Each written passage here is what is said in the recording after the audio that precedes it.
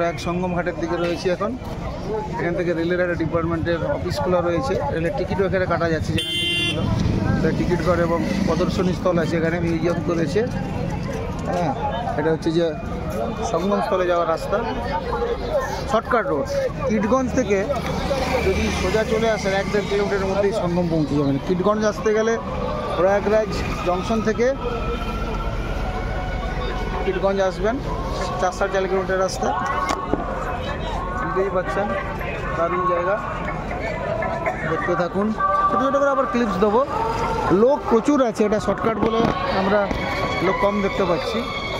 শিবরাত্রির মানে শেষ স্নান, বুঝতেই পারছেন, শিবরাত্রিতে রয়েছি, লোক দেখাবো। এখন একটু রাত্রি, দিনের বেলা রোদ বেশি হয়, এখন 9:30 বাজে, 8:30 রাত্রি। বহু মানুষজন দেখছেন স্নান সেরে ফিরছে। আমরা হাতের গাড়ায় যাইনি, গেলে তখন দেখাবো লোকের দিকটা। দেখতে থাকুন, সুস্থ থাকুন, ভালো থাকুন, নমস্কার।